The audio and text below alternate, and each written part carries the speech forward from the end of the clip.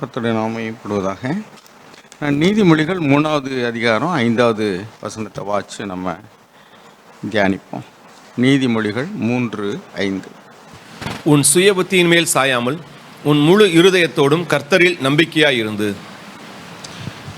உன் சுய புத்தியின் மேல் சாயாத, and do not lean on your own understanding. Trust in the Lord with all your heart. உன் முழு இருதயத்தோடும் கர்த்தரில் நம்பிக்கையாக இருந்து. 6வது வசனம் 6-7 வாசி. உன் வழிகளில் எல்லாம் அவர் நினைத்துக்கொள், அப்பொழுது அவர் உன் பாதைகளை செவைப்படுத்துவார். நீ உன்னை ஞானி என்று எண்ணாதே, கர்த்தருக்கு பயந்து தீமையை விட்டு விலகு. 14வது அதிகாரம் 12வது வசனம் வாசிப்போம். உன்னையே நீ ஞானி என்று எண்ணாத, கர்த்தருக்கு பயந்து தீமையை விட்டு விலகு. அப்புறம் 12வது வசனம். மனுஷனுக்கு செம்மையாய் தோன்றுகிற வழி உண்டு, அதன் முடிவோ மரண வழிகள். அதாவது இன்றைக்கு நம்ம திருச்சபையில் இருக்கக்கூடிய அநேகம் பேர் வேத வசனத்தை நிறைய அறிஞ்சிருக்கிறோம்.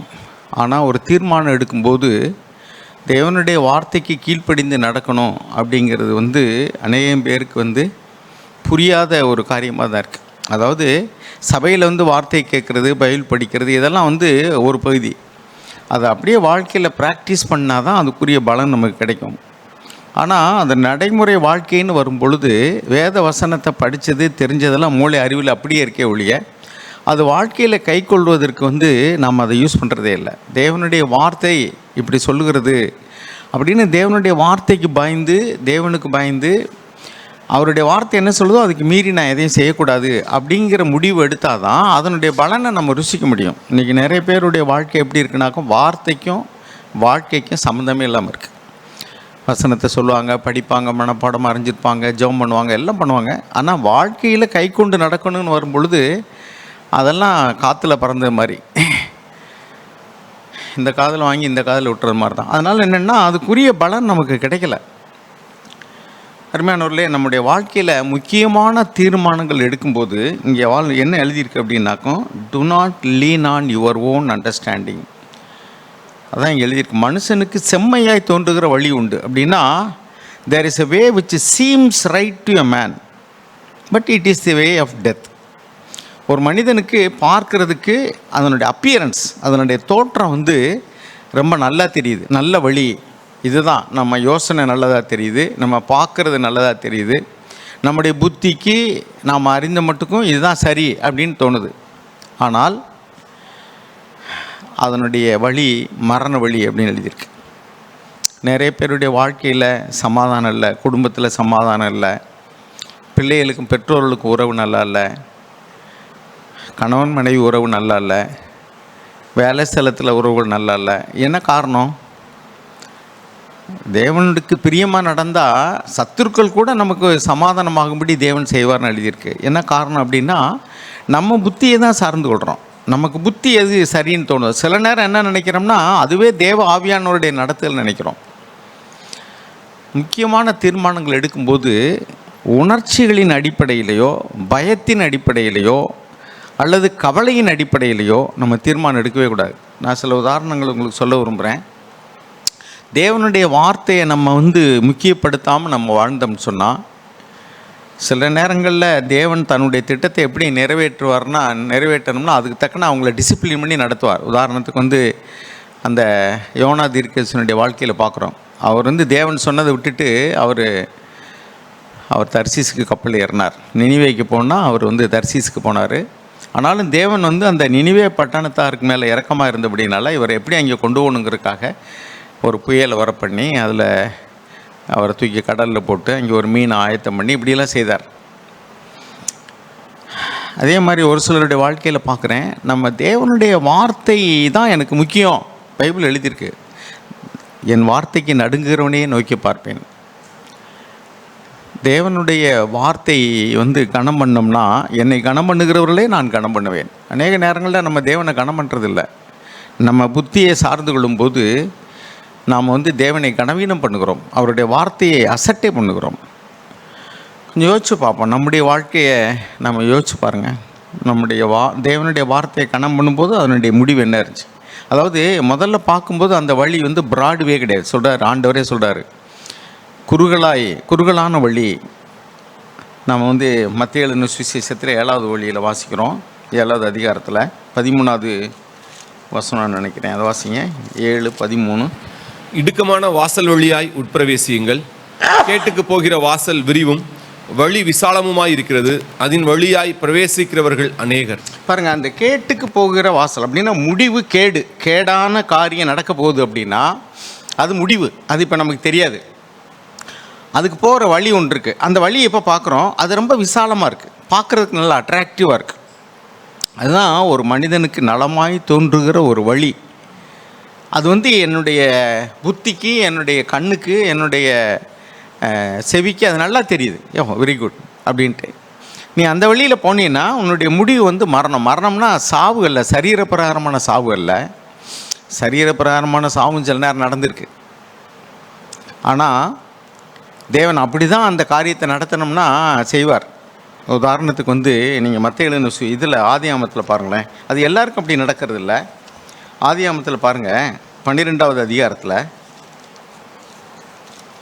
ஆபிரகாமை தேவன் அழைத்தார். எப்படி அழைக்கிறார் பாருங்கள். 12வது அதிகாரம் 1, 2, 3 வாசிங்க. 3.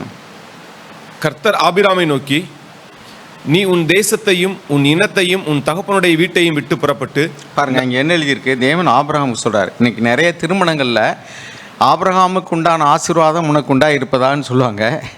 ஆனால் ஆபிரகாமுக்கு உண்டான ஆசீர்வாதம் எவ்வளோ கஷ்டம்னு நிறைய பேர் யோசிக்கிறது இல்லை. ஆபிரகாமுக்கு வந்து தன் தாய் இதை பண்ண விட்டு, இங்கே பாருங்கள், கோ ஃபோர்த் ஃப்ரம் யுவர் கண்ட்ரி, உன்னுடைய தேசத்தை விட்டு போகணும். அடுத்தது அண்ட் ஃப்ரம் யுவர் ரிலேட்டிவ்ஸ், உன்னுடைய சொந்தக்காரங்க. தமிழில் வந்து தகப்பனுடைய வீடுன்னு போட்டிருக்கு, இங்கிலீஷ் என்ன எழுதியிருக்குனாக்கா your relatives. And from your father's house, உன் தகப்பனுடைய வீட்டையும் விட்டு, உன் சொந்த நாடு, உன்னுடைய சொந்தக்காரங்க, உன்னுடைய தகப்பனுடைய வீடு எல்லாத்தையும் விட்டு நீ போகணும். அப்படி போனால் I will make you a great nation, நான் உன்னை ஒரு பெரிய ஜாதியாக்குவேன். And I will bless you and make your name great and so you shall be a blessing. வாசிங்க, 2-3 வாசிங்க. நான் உன்னை பெரிய ஜாதியாக்கி உன்னை ஆசீர்வதித்து உன் பேரை பெருமைப்படுத்துவேன், நீ ஆசீர்வாதமாய் இருப்பாய். பாருங்க, அந்த வார்த்தையை கவனிங்க. நான் உன்னை, நீ. பாருங்க, தேவன் ஆபிரகாம் நீன்னு தான் சொல்கிறாரு, நீங்கள்னு சொல்லவே இல்லை, நீ. ஆனால் அது என்ன, அது 3 வரைக்கும் வாசிச்சிருங்க. உன்னை ஆசீர்வதிக்கிறவர்களை ஆசீர்வதிப்பேன், உன்னை சபிக்கிறவனை சபிப்பேன், பூமியில் உள்ள வம்சமெல்லாம் உனக்குள் ஆசீர்வதிக்கப்படும் என்றார். போதும். இந்த 12ஆம் அதிகாரத்திற்கு முன்னாடி 11ஆம் அதிகாரத்தில் ஒரு பகுதி எழுதியிருக்கு. ஆனால் ஆக்சுவலாக நடந்தது என்னென்னா இதுக்கு பின்னாடி நடந்தது. அதாவது 12வது அதிகாரம் 1வது வசனத்துக்கு பின்னாடி தான் ஆக்சுவலாக இந்த 11 எழுதியிருக்கிற சில விஷயங்கள் வரணும். ஆனால் அது முன்னாடியே வந்துருச்சு. சரி, வாசிப்போம் அதை. பாருங்கள், 29வது வசனத்துலேருந்து வாசிங்க. ஆபிராமும் நாகோரும் தங்களுக்கு பெண் கொண்டார்கள். ஆபிராமுடைய மனைவிக்கு சாரா என்று பேர், நாகோருடைய மனைவிக்கு மில்கால் என்று பேர். இவள் ஆரானுடைய குமாரத்தி. அந்த ஆரான் மில்காலுக்கும் இஸ்காலுக்கும் தகப்பன். சாராய்க்கு பிள்ளை இல்லை, மலடியாயிருந்தாள். தேராகு தன் குமாரனாகிய ஆபிராமையும் ஆரானுடைய குமாரனும் தன் பேரனுமாயிருந்த லோத்தையும் தன் குமாரன் ஆபிராமுடைய மனைவியாகிய தன் மருமகள் சாராயையும் அழைத்து கொண்டு அவர்களுடனே ஊர் என்கிற கல்தையருடைய பட்டணத்தை விட்டு கானான் தேசத்துக்கு போக புறப்பட்டான். பாருங்க, இங்கே தான் 12வது அதிகாரம் 1வது வசனத்தில் எழுதியிருக்கு, நீ ஊர் என்னும் கல்தையருடைய தேசத்தை விட்டு நீ போகணுன்ற அழைப்பு இங்கே தான் வருது. ஆனால் அது முன்னாடியே அது எழுதியிருக்கு, போக புறப்பட்டான். யார் போக புறப்பட்டா? தேரான்னு எழுதியிருக்கு. அப்படின்னா யார்? தேராங்கிறது யார்? ஆபிரகாமுடைய அப்பா. தமிழில் தேராகுன்னு போட்டிருக்கு இல்லையா, இங்கிலீஷில் தேரா. சரி, இப்போ பாருங்கள், ஆபிரகாமை தான் தேவன் அழைக்கிறாரு கானானுக்கு போகும்படிக்கு. ஆனால் இப்போ யார் கூட போகிறா? ஆபிரகாம் தானே போகணும். ஆபிரகாமுக்கு கூட வேணால் பின்னாடி வரலாம். ஆனால் பேரை இங்கே எப்படி இருக்குனாக்கா தேரா தான் கூட்டிகிட்டு போகிறான்னு போட்டிருக்கு பாருங்கள். Terah took Abraham his son and Lot the son of Haran. பாருங்கள், லோத்து எல்லாம் கூப்பிடவே இல்லை தேவன், தேராலாம் கூப்பிடவே இல்லை. தேவன் வந்து சொல்கிறது நீ போன்னு தான் சொல்கிறார். நீ போ, நீ வா, அப்படி தான் சொல்கிறாரு. தகப்பன் வீட்டை விட்டு போன்ட்டு. ஆனால் இவர் போகலை. பாருங்கள், அடுத்து என்ன நடக்குது? 31, 32 வாசிங்க. 31, 32 வாசிங்க. தேராகு தன் குமாரனாகிய ஆபிராமையும் ஆரானுடைய குமாரனும் தன் பேரனுமாய் இருந்த லோத்தையும் தன் குமாரன் ஆபிராமுடைய மனைவியாகி தன் மருமகள் சாராயையும் அழைத்து கொண்டு அவர்களுடனே ஊர் என்கிற கல்தையருடைய பட்டணத்தை விட்டு கானான் தேசத்துக்கு போக புறப்பட்டான். அவர்கள் ஆரான் மட்டும் வந்தபோது அங்கே இருந்து விட்டார்கள். கானான் என்னும் தேசத்துக்கு போகும்படி தேவன் சொல்றாரு. ஆபிரகாம் போல அதுக்கு பதிலாக வந்து தேராக கூட்டிகிட்டு போகிறாரு. கானானுக்கு போகணுன்னு புறப்பட்டு போனவங்க எங்கே செட்டில் ஆகிட்டாங்க? இப்போ ஆரானில் செட்டில் ஆகிட்டாங்க. தேவன் பார்த்தாரு, இவன் இருந்தான்னா அவன் வந்து நம்ம அழைப்புக்கு கீழ்ப்படிய முடியாது. இந்த தகப்பன் வந்து இருந்தான்னா இந்த மகன் என்ன செய்ய மாட்டான்? கீழ்ப்படியே மாட்டான். அடுத்து என்ன நடந்து பாருங்க, 32வது வசனம். தேராகுடைய ஆயுசு நாட்கள் 205 வருஷம். தேராகு ஆரானிலே மரித்தான். தேராக வந்து ஆண்டவர் எடுத்துக்கிட்டார். இவனை வந்து இங்கே விட்டால் என்ன நடக்காது? இவன் நம்ம வார்த்தைக்கு கீழ்ப்படியே அவன் மகனை இவன் விட மாட்டான். அதனால் அவனை எடுத்துக்கிட்டார். இப்படி தான் தேவன் வந்து ஆபிரகாமினிடத்தில் தான் அழைத்ததை நிறைவேற்றும்படிக்கு தீர்மானிக்கும் போது அதுக்கு தடையாக யார் வந்தாலும் வேறு வழியே இல்லை. அதே மாதிரி தான் அவன் யோனா தீர்க்கதரிசியினுடைய வாழ்க்கையில் நினிவே பட்டணத்தில் உள்ளவங்கள யோனா மூலமாக எச்சரிக்கணும். ஆனால் அவன் போகாமல் அவன் வெறுப்பாக இருக்கிறான். எவ்வளோ தூரம் அவன் கோபத்தில் ஒரு தீர்மானம் எடுத்திருக்கான் பாருங்கள். தேவனே சொல்கிறாரு நீ நினிவேக்கு போன்னு சொல்லிட்டு, அவனுக்கு கோபம் அந்த ஜனங்கள் மேலே. எந்த ஜனங்கள் மேலேனா அந்த நினிவே பட்டணத்தார் அவ்வளோ மோசமான ஆட்கள். அதனால் அவனுக்கு வந்து தேவனுடைய வார்த்தைக்கே கீழ்ப்படிய மனதில்லை. அதனால் நினிவேக்கு போனால் அவன் தர்சீஸ்க்கு போகிறான். இங்கிட்டு போனால் இங்கிட்டு போகிறது மாதிரிக்க. தேவன் என்ன பாரு, தூக்கி இவனை கடலில் போடுங்கடான்ட்டு. கடலில் போட்டோன்னே என்னாச்சு? ஐயோ அப்பான்னு கத்தி மீன் வயிற்றுக்குள்ள போனோன்னு அப்புறம் சொன்னது கேளு. இப்படி தான் சில பேர் தேவனை ஆசீர்வதிச்சா கீழ்ப்படிய மாட்டாங்க, பெருமை அடைஞ்சிருவாங்க. அவனுக்கு ஒரு அடி அடித்து அவனுக்கு காலையோ கையோ ஒடிச்சாச்சு என்ன ஆகும்? ஐயோ அப்பா அம்மாங்க என்கிட்ட சில பேர் வந்து பேசியிருக்காங்க. ஏன்னா தேவன் வந்து ஒரு லெவலில் வரைக்கும் தான் பார்ப்பார். அதுக்கு மேலே போச்சுன்னா சரி, God will deal.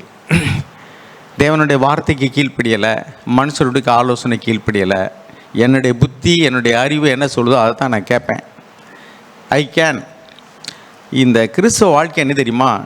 Repentance from self centredness to God centredness. தேவனை, அதாவது சுயத்தை மையமாக கொண்டு வாழ்க்கக்கூடிய வாழ்க்கையிலிருந்து மனம் திரும்பி தேவனை அவருடைய வார்த்தையை மையமாக கொண்டு வாழக்கூடிய ஒரு வாழ்க்கைக்கு திரும்புகிறது தான் கிறிஸ்துவ வாழ்க்கையை. இதுதான் நம்ம எபேசியரில் வாசிக்கிறோம் பாருங்க, எபேசியர்கள் நிருபத்தில். ஆனால் நம்ம வந்து என்ன நினைக்கிறோம்னா, இந்த சுய மையம் கொண்ட வாழ்க்கை வந்து பாவத்தின் ஆணி வேறு நம்ம நினைக்கிறதே இல்லை. நம்ம பெரும்புது என்ன நினைக்கிறோம்? உபச்சாரம்னா பாவம், திருடுனா பாவம், கொலைனா பாவம். ஏன் இதெல்லாம் செய்கிறான்? அவனுடைய சுய கௌரவம் பாதிக்கப்படும் போது கோபத்தில் கொலை செய்கிறான், அல்லது சுய நலத்துக்காக தான் அவன் வந்து இன்னொருடைய மனைவியையோ பிள்ளைகளையோ இச்சிக்கிறான். அப்போ இதெல்லாம் என்னென்னா சுய மையம் கொண்ட வாழ்க்கை தான். பாவத்தினுடைய ஆணி வேர் எங்கே இருக்குன்னா சுயத்தில் இருக்குது, பண ஆசையில் இருக்குது, பெருமையில் இருக்குது. அப்போ இங்கே பாருங்கள், எபேசியர் 2:3 வாசிங்க. அவர்களுக்குள்ளே நாம் எல்லாரும் முற்காலத்திலே நமது மாம்ச இச்சையின்படியே நடந்து நமது மாம்சமும் மனசும் விரும்பினவைகளை செய்து சுவாபத்தினாலே மற்றவர்களைப் போல கோபாக்கினையின் பிள்ளைகளாக இருந்தோம். Among them we too all formerly lived in the lusts of our flesh, indulging the desires of the flesh and of the mind, and were by nature children of wrath. என்ன அப்போ நாம் வந்து மற்ற ஜனங்கள் சுற்றி இருக்கிறவங்கள என்ன பண்ணுறாங்கன்னா, தங்களுடைய இஷ்டம் போல் வாழ்கிறாங்க, அவர்களுடைய இச்சைகளின்படியே நடந்து. அதான் they will live a self-centered life. அவர்களுடைய மாம்சம்னா என்ன? மனது, செல்ஃப் வில். அது என்ன சொல்லுதோ அதை தான் செய்வாங்க. அவங்களுடைய இச்சைகளின்படியே நடந்தாங்க, நாமளும் அப்படியே நடந்தோம், கோபாக்கினியின் பிள்ளைகளாக இருந்தோம். அப்போ செல்ஃப் சென்டர்ட் லைஃப், சுய மையம் கொண்ட அல்லது சுயத்தை திருப்திப்படுத்தக்கூடிய என் மாம்ச இச்சைகளின்படி நடக்கக்கூடிய வாழ்க்கை, அது தேவனுடைய கோபாக்கினைக்கு உள்ளாக்கக்கூடியதான ஒரு வாழ்க்கை. அப்படி தான் நம்ம வாழ்ந்துக்கிட்டு இருந்தோம். தேவன் இரக்கத்தினால நம்மளை ரட்சித்தார். அப்போ நம்ம வந்து எந்த ஒரு காரியத்தையும் செய்யும் பொழுது இது தேவசித்தமா அப்படின்னு கேட்டு செய்கிறவங்க தான் ஆவிக்குரியவர்கள். எனக்கு நலமாய் தோன்றது செய்கிறோம்னா அவங்க பூமிக்குரியவர்கள். நம்ம சொல்லலாம், நம்ம கிறிஸ்தவ பேரை வச்சுக்கலாம், கிறிஸ்தவ சபைக்கு போகலாம், கிறிஸ்தவ ஐக்கிய சபைன்னு மேன்மையாக பேசிக்கலாம். ஆனால் நம்முடைய வாழ்க்கையில் எவர்கள் தேவனுடைய ஆவியினால் நடத்தப்படுகிறார்களோ அவர்கள் தான் தேவனுடைய புத்திரர்கள். கலாத்தியர்கள் நிறுவனம் 5வது அதிகாரம், கலாத்தியர் 5:15 வாசிங்க. 16. பின்னும் நான் சொல்லுகிறது என்னவென்றால், ஆவிக்கேற்றபடி நடந்து கொள்ளுங்கள், அப்பொழுது மாம்ச இச்சையை நிறைவேற்றாதிருப்பீர்கள். ஆவிக்கேற்றபடி நடந்து கொள்ளுங்கள், அப்பொழுது மாம்ச இச்சையை நிறைவேற்றாதிருப்பீர்கள். 25வது வசனம் வாசிங்க. நாம் ஆவியினாலே பிழைத்திருந்தால் ஆவிக்கேற்றபடி நடக்கவும் கடவும். நாம் ஆவியினால தான் பிழைத்திருக்கோம் அப்படின்னு சொன்னால் ஆவிக்கேற்றபடி நடங்க. பாருங்கள், அப்போ அடுத்தடுத்து ஒரே இதில் 16, 25 2 வசனத்தில் தேவன் எதை வலியுறுத்துறாருன்னா ஆவிக்கேற்றபடி நட. உனக்கு நலமாய் தோன்றுகிற வழியில் நடக்காத. தேவன் சொன்னார், இந்த கனியை புசிக்காத, புசிக்கும் நாளில் நீ சாகவே சாவாய். ஆனால் அவளுக்கு அந்த கனியவே பார்க்குறாள். அது ரொம்ப பார்வைக்கு இன்பமும் ரொம்ப புத்தியை தெளிவிக்கிறதுக்கு இன்பமாக இருந்தது என்று கண்டு, அங்கே வாசிக்கிறோம் பாருங்கள் ஆதியாகமத்தில். அவள் பார்வைக்கு it appeared very good, very nice. அப்போ பார்க்குறதுக்கு ஒரு பெண்ணை பார்க்கும்போது அழகாக இருக்காங்க, ஆணை பார்க்கும்போது நல்ல வாட்ட சாட்டமாக ஸ்மார்ட்டாக இருக்காங்க. It appears very good. இந்த கனியை புசித்து சாப்பிட்டா எவ்வளோ நல்லாயிருக்கும். அது யார் சொன்னாலும் அந்த வார்த்தையை காதில் அதாவது ஆத்திரக்காரனுக்கு புத்தி மட்டும்பாங்கள்ல. பாருங்கள், இந்த இதில் 3வது அதிகாரம் ஆதியாகமம் 6வது வசனம் வாசிங்க. 6வது வசனம். அப்பொழுது ஸ்திரீயானவள் அந்த விருட்சம் புசிப்புக்கு நல்லதும் பார்வைக்கு இன்பமும் புத்தியை தெளிவிக்கிறதற்கு இச்சிக்கப்படத்தக்க விருட்சமாய் இருக்கிறது என்று கண்டு அதன் கனியை பறித்து புசித்து தன் புருஷனுக்கும் கொடுத்தால் அவனும் புசித்தான். பாருங்க, அவன் ஏன் அதை புசித்தா அப்படின்னா இட் அப்பியர்ட் வெரி குட். பார்வைக்கு இந்த பாருங்க, when the woman saw that the tree was good for food, அந்த மரமே நல்லா இருந்துச்சு. and that it was a delight to the eyes, கண்ணுக்கு ரொம்ப நல்லா இருந்துச்சு. and the tree was desirable to make one wise, அது புத்தியை தெளிவிக்கிறதாக இருந்தது. இதுதான் ஒரு மனிதனுடைய வழிகள். அவனுக்கு it seems good, it appears good. அது மிகவும் பார்க்குறதுக்கு இன்பமாக இருக்குது, அது நல்லா தெரியுது, கவர்ச்சியாக தெரியுது, பார்க்குறதுக்கு அழகாக இருக்கிறது எல்லாமே நல்ல சரக்கு கிடையாது. நம்ம இதில் வாசிங்களேன், நீதிமொழிகளில் 31வது அதிகாரம் 30வது வசனம் வாசிங்க. நீதிமொழிகள் 31:30.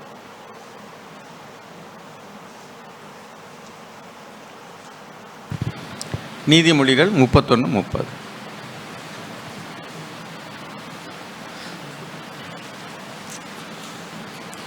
சௌந்தரியம் வஞ்சனை உள்ளது, அழகும் வீண், கர்த்தருக்கு பயப்படுகிற ஸ்திரீயே புகழப்படுவாள். பாருங்க, ஒரு திருமணம் அப்படின்னு வரும்போது நிறைய வாலிபர்கள் இன்னைக்கு ஆவிக்குரியவள்னு சொல்லும்போதும் கூட பெரும்பாலும் அவங்க கலராக இருக்கிறாங்களா, பார்க்குறதுக்கு அழகாக இருக்கிறாங்களா, இதைத்தான் பார்க்குறாங்க. அதான் இங்கே என்ன எழுதியிருக்குன்னா, அழகு வஞ்சனை உள்ளது, charm is deceitful and beauty is vain. அப்போ அப்படி அழகுன்னு பார்த்து ஒரு தீர்மானம் எடுக்கும்போது அவங்களுடைய கேரக்டரை பற்றி கவனிக்க மறந்துடுறாங்க. இன்றைக்கி திருமணம்லாம் வரும்போது நிறைய பேருக்கு, பெண்களுக்கும் சரி ஆண்களுக்கும் சரி, நம்ம நிறைய அட்வைஸ் பண்ணுறோம். நீங்கள் ஸ்பிரிச்சுவல் மைண்டடான்னு பாருங்கள். அவங்க பெண்கள் ஆண்களை துணையை தேடணும்னா என்ன யோசிக்கிறாங்கன்னா, அவங்க நல்ல சம்பளம் வாங்குறாங்களா, நல்ல வேலையில் இருக்காங்களா, நல்ல பதவியில் இருக்காங்களா, அவங்க ஃபேமிலி நல்ல ரிச்சா அப்படின்னு பார்க்குறாங்க. அப்போ நம்ம சம்பளத்தை பார்த்து தீர்மானம் எடுக்கிறோம், அல்லது அவங்களுடைய வேலையை பார்த்து அவங்களுக்கு இருக்கக்கூடிய வசதிகளை பார்த்து ஒரு தீர்மானம் எடுக்கிறோம். ஆண்கள் பார்க்கும்போது பெரும்பகுதி அழகாக இருக்கிறாங்களா, அவங்க ஒழுக்கமுள்ளவங்களாக இருக்காங்களா, குணசாலியான சரியா, அப்படி பார்க்குறதில்ல. பார்க்குறதுக்கு அழகாக இருக்காங்களா. ஒரு பையன் இப்படி தான் 2 நாளைக்கு முன்னாடி ஒரு பிரதர் ஃபோன் பண்ணார். நல்லா படித்த பையன், நல்ல வசதியான பையன், நல்ல தனியாக பிஸ்னஸ் பண்ணுறாரு, நல்ல வசதியான குடும்பம். அவர் ரொம்ப அழகுலாம் கிடையாது. ஆனால் அவர் என்ன விரும்புகிறாருன்னா, எனக்கு ஒரு அழகான பெண் வேணும், நல்ல கலராக இருக்கணும், நிறைய நகை போடணும், நல்ல படிச்சிருக்கணும். அதாவது அவர் நல்லா படிச்சிருக்காரு, நிறைய படிச்சிருக்காரு, அவருக்கு தக்கன படிச்சிருக்கணும், நல்லா அழகாக இருக்கணும், அப்புறம் நகை போடணும் அப்படின்னு சொல்லிட்டு, அப்படி ஏதாவது பெண் இருக்காங்களா பிரதர்னு கேட்டார். நான் மேரேஜ் புரோக்கர் இல்லை பிரதர், நான் இங்கே புரோக்கர் வேலை பார்க்கல, ஏதாவது ஸ்பிரிச்சுவலாக யாராவது இருந்தாங்கன்னா அவங்களுக்கு ஹெல்ப் பண்ணுறோம், அவ்வளோதான். அதனால் அவருக்கெலாம் என்னால் பெண்ணு பார்க்க முடியாது. அதை பார்த்து வச்சுட்டு அதுக்கு பின்னாடி மண்டையடி பண்ணுறதுக்கு, ஏன்னா அவர் இன்னும் கொஞ்சம் வாங்கிட்டு வாம்பார். இப்போவே நகை வேணும்னு கேட்குறவர் என்ன சொல்லுவார், இன்னும் கொஞ்சம் நகை வாங்கிட்டு வாம்பார், இன்னும் கொஞ்சம் பணம் வாங்கிட்டு வாம்பார். இன்றைக்கி நிறைய பிரச்சனையிலே நிறைய கோர்ட்டு போலீஸ் ஸ்டேஷன்லாம் அப்படி தானே இருக்குது, வரதட்சணை கேஸுன்ட்டு. நான் மேரேஜ் புரோக்கர் கிடையாது, அவருக்கு சூட்டபிளான பெண் என்கிட்ட தெரியலை, எனக்கு தெரிஞ்சா சொல்கிறேன்னு சொல்லுங்கன்ட்டேன் நான். எனக்கு கேட்கும்போது நல்லா சொல்கிறாங்க, அழகாக இருக்கணும், கலராக இருக்கணும், வசதியாக இருக்கணும், நகை போடணும், படிச்சிருக்கணும், எல்லாம். இதுக்கு மேலே என்ன உலகத்தானே எது தானே கேட்குறான். நீ சபையில் உட்காந்துக்கிட்டு இதை கேட்டீங்கன்னா அவன் என்ன அர்த்தனாகும்? இதெல்லாம் வந்து ஒரு மாய்மாலம். சபையில் வந்து உட்காந்துக்கிட்டு ஒரு ஞானஸ்தானம் எடுத்துடுறது, அப்புறம் சபையில் உட்காந்துக்கிட்டு எனக்கு கொஞ்சம் கூட வந்து அந்த வேர்ல்ட்லி வேல்யூஸ் வந்து காட்லி வேல்யூஸாக மாறல. உலகத்தில் உள்ளவங்க என்னத்தை கேட்குறாங்க? அதுதான் கேட்குறாங்க. அழகு, ஜாதி, பணம், படிப்பு, வசதி, நல்ல வேலை, இதுதான் பார்க்குறாங்க உலகத்தில். அதுக்கு தான் இங்கே வேல்யூ இருக்குது. எத்தனை பவுன் நகை போட்டோம் அப்படின்னு சொல்லி சொல்கிறதுல பெருமை. நான் கார் வாங்கி கொடுத்தேன், நகை போட்டேன், சொத்து எழுதி கொடுத்தேன், வீடு கொடுத்தேன், அது இது. அது மாதிரி அவங்களுக்கு வந்து இப்போ பாருங்கள், நிறையா நீங்கள் செலிப்ரிட்டிஸ்ன்னு சொல்கிறோம் இல்லையா, அவங்களாம் வந்து எத்தனை பேருக்கு மனைவியாக இருந்தாங்கலாம் கவலை கிடையாது. நீங்கள் அழகாக பார்த்தீங்கன்னா டெசிட்ஃபுல்னஸ், வஞ்சம்னா என்ன அர்த்தம் தெரியுமா? அதுக்கு பின்னாடி அந்த அவங்களுடைய ஒழுக்கம், கற்பு, நடத்தை, அதெல்லாம் வந்து அழகுக்கு பின்னாடி மறைஞ்சிக்கணும். அவங்க நடத்த கெட்டவங்களாக இருப்பாங்க, ஒழுக்கம் இல்லாதவங்களாக இருப்பாங்க, அவங்களுக்கு வந்து ரொம்ப அரோகண்டாக இருப்பாங்க, இருமாப்பாக இருப்பாங்க. இது பூரா வந்து அந்த அழகுக்கு பின்னாடி மறைஞ்சிக்கணும். அவன் அழகை பார்த்தவன் எப்படி ஆத்திரக்காரனுக்கு புத்தி மட்டும் அது மாதிரி அழகாக இருக்காங்களான்னு மட்டும் பார்த்துக்கிட்டே இருக்கேன், இதெல்லாம் பார்க்க மாட்டான். நகை போட்டிருக்காங்களான்னு பார்க்குறோம், இதை பார்க்க மாட்டான். அப்போ இதுல ஒரு வஞ்சகம் பின்னாடி மறைஞ்சிருக்கு. தேவன் என்ன சொல்கிறாரு? குணசாலியான ஸ்திரியை கண்டுபிடிப்பவன் யார்? அவளுடைய விலை முத்துக்களை காட்டிலும் உயர்ந்தது. அப்போ நம்ம எவ்வளோதான் வார்த்தையை சொன்னாலும் அந்த வார்த்தைக்கு கீழ்ப்படியணுங்கிற மனது இல்லாதவங்க, ஆண்களாக இருந்தாலும் சரி, பெண்களாக இருந்தாலும் சரி, அவர்கள் வஞ்சிக்கப்படுகிறார்கள். அதே மாதிரிக்கு இன்னொன்று என்ன, தேவனுடைய வார்த்தைக்கு கீழ்ப்படியாமல் இருக்கிறவங்கள நேசிக்கும்போது தேவன் சிரிச்சிக்க. பாருங்கள், மோசையை கொண்டு தேவன் வந்து இஸ்ரவேல் ஜனங்களை எகிப்தின் அடிமைத்தனத்திலிருந்து விடுதலை ஆக்கணும்னு நினச்சார், நமக்கு தெரியும். ஆனால் அவருடைய சொந்த மனைவியே அவருக்கு கீழ்ப்படியலை. தன்னுடைய பிள்ளைகளுக்கு விருத்த சேதனம் பண்ணணும், ஆனால் அவருடைய மனைவி முடியான்ட்டா. அவள் வந்து இஸ்ரவேல ஸ்திரீ கிடையாது, அவள் கல்யாணம் பண்ணது வேற ஒரு பெண், முடியான்னு சொல்லிட்டா. உடனே பைபிள் எழுதியிருக்கு, நீங்கள் படிச்சிருப்பீங்க, நான் சொல்ல வேண்டியன்னு நினைக்கிறேன். தேவன் அழைச்சி போ, இஸ்ரவேல் ஜனங்களுடைய கூக்குரலை நான் கேட்டேன், அவங்கள எகிப்தின் அடிமைத்தனத்திலேருந்து நீ தான் விடுதலை ஆக்கணும், போய் பேசு, அவங்க அண்ணன் ஆரோனை கூட, இப்படிலாம் சொல்லிவிட்டு அடுத்து எழுதியிருக்கு, தேவன் மோசையை கொல்ல பார்த்தார். படிச்சிருக்கீங்களா? ஏன் கொல்ல பார்த்தார்? ஆரோன் கொல்ல பார்த்தாருன்னு எழுதியிருக்கு, அது கரெக்டு. ஆனால் தேவனே ஒன்று அழைச்சி செய்ய சொல்லிட்டு ஏன் கொல்ல பார்த்தார்? அவருக்கு தெரியும் எங்கே கை வச்சா எங்கே அடிக்கும், எங்கே கை வச்சா எங்கே அடிக்கும் தெரியும். மோசையை கொல்ல பார்த்தோன்னா தான் அவன் ஒய்ஃப் ஐயோ முதலுக்கே மோசம் போயிரும் போல இருக்குன்னு உடனே என்ன செஞ்சாலாம், ஒரு ஷார்ப்பான கல் எடுத்து தன்னுடைய பிள்ளைகளுக்கு அவளே என்ன செஞ்சிடா, வெட்டி நுனித்தோலை வீசி எறிஞ்சாலாம். நீர் எனக்கு ரத்த சம்பந்தமான புருஷன் அல்லவா அப்படின்னு என்ன அர்த்தம்? ஐயோ நீ தான் எனக்கு வேணும், இப்போ மட்டும் புருஷன் வேணுமா? காரணம் தேவனுக்கு தெரியும். ஏன் மோசையை கொல்ல பார்த்தாரு? மோசையில் கை வச்சாதான் அவள் திருந்துவா, அவளுக்கு தெரியும். ஸோ தேவனுக்கு தெரியும் எங்கே கை வச்சா எங்கே உதைக்கும், அங்கே சுவிட்சை போட்டால் இங்கே பல்பு எரியும், இங்கே போய் தடவிட்டு இருந்தால் ஒன்றும் ஆகாது. நம்மளாம் என்ன நினைப்போம், என்னடா லைட் இங்கே எரிய மாட்டேங்குது சொல்லுவோம். ஆனால் தேவன் என்ன செய்வார், சுவிட்சு அங்கே இருக்குப்பா, சுவிட்சில் கை வை, லைட்டு தன்னை போல் எரியும். அருமையானவர்களே, ஒரு தீர்மானம் எடுக்கும்போது பயத்தினால தீர்மானம் எடுக்கிறது, அழகினுடைய கவர்ச்சியினால் தோற்றத்தை பார்த்து தீர்மானம் எடுக்கிறது. பாருங்கள், ஆபிரகாம் வந்து சொல்கிறார், நம்ம வந்து இதில் வாசிக்கிறோம் 11ஆம் அதிகாரம் ஆதியாகமத்தில் 11 தானே. அதாவது நான் ஒரு சம்பவத்தை சொல்கிறேன், வசனத்தை நான் மறந்துட்டேன். அதாவது சாராள்கிட்ட என்ன சொல்கிறாரு, நீ வந்து என்னை வந்து நீ என்ன சொல்லணும், சகோதரன் என்று சொல்லு. ஏன் சொல்கிறாரு அப்படின்னா, வந்து நீ அழகாக இருக்கிறத பார்த்து என்னைய உன்னை தூக்கிட்டு போயிடுவான். அதனால் அந்த 12:31 அந்த வசனம் எழுத்துங்க, வாசிங்க. 12லேயே இருக்குது, 31 இல்லை, 14வது 11லேருந்து வாசிங்க. 11லேருந்து ஆதியாகமம் 12:11. அவன் எகிப்துக்கு சமீபமாய் வந்தபோது தன் மனைவி சாராயை பார்த்து, நீ பார்வைக்கு அழகுள்ள ஸ்திரீ என்று அறிவேன். எகிப்தியர் உன்னை காணும்போது இவள் அவனுடைய மனைவி என்று சொல்லி என்னை கொன்று போட்டு உன்னை உயிரோடே வைப்பார்கள். ஆகையால் உன் நிமித்தம் எனக்கு நன்மை உண்டாகும்படிக்கும் உன்னாலே என் உயிர் பிழைக்கும்படிக்கும் நீ உன்னை என் சகோதரி என்று சொல் என்றான். பார்த்தீங்களா, பயத்தினால ஒரு தீர்மானம் எடுக்கிறான். அது என்ன? பொய் சொல்லு. Of truth. அது அவன் வந்து தகப்பன் ஒன்று, தாய் வெவ்வேறு. அவன் கல்யாணம் பண்ணிக்கிட்டான். அந்த காலத்தில் அப்படி தான் இருந்திருக்கு. இப்போ என்ன சொல்கிறான் அப்படின்னா, நீ வந்து யாராவது கேட்டால் என்னை யாருன்னு கேட்டால் பிரதர்ன்னு சொல்லு. அதுவே அவளுக்கு கண்டி ஆயிடுச்சு. அவன் சகோதரன் என்று சொன்னான். மனைவி புருஷன்னு சொல்லியிருந்தா ஒருவேளை அந்த இவன் தூக்கிட்டு போயிருக்க மாட்டான். இப்போ கல்யாணம் ஆகாதவ தானே, நான் கல்யாணம் பண்ணிக்கிறேன்னு சொல்லிட்டு ஆள் அழும்பி தூக்கி போயிட்டான். அதுக்கடுத்து வாசிங்க 14வது வசனம். ஆபிராம் எகிப்திலே வந்தபோது எகிப்தியர் அந்த ஸ்திரியை மிகுந்த அழகுள்ளவள் என்று கண்டார்கள். பார்வோனுடைய பிரபுக்களும் அவளை கண்டு பார்வோனுக்கு முன்பாக அவளை புகழ்ந்தார்கள். அப்பொழுது அந்த ஸ்திரீ பார்வோனுடைய அரண்மனைக்கு கொண்டு போகப்பட்டாள். பார்த்தீங்களா, அவன் கடைசியில் சொல்கிறான், இவன் வந்து என்னை வந்து சகோதரன் சொல்லி சொன்னாலே அப்படின்னு ஒரு இடத்துல வாசிக்கிறோம். அப்போ நான் என்ன சொல்கிறேன்னா, இது மாதிரி பயத்தின் அடிப்படையில் எடுக்கக்கூடிய தீர்மானங்கள், தோற்றத்தின் அடிப்படையில் எடுக்கக்கூடிய தீர்மானங்கள், இன்னொன்று என்ன, உணர்ச்சிகளின் அடிப்படையில் எடுக்கக்கூடிய தீர்மானம். உணர்ச்சின்னு பாருங்கள், எனக்கு தெரிய மதுரையில் ஒரு சகோதரன் ரொம்ப நாளைக்கு முன்னாடி நடந்தது. சர்ச்சில் இருந்த ஒரு பிரதர், நல்ல பிரதர். அவர் திருமணம் பண்ணும்போது அவர் என்ன சொன்னார்னா, சர்ச்சில் உள்ள பிரதர், நான் வந்து ஒரு அனாதை பெண்ணுக்கு வாழ்வு கொடுக்க விரும்புகிறேன்.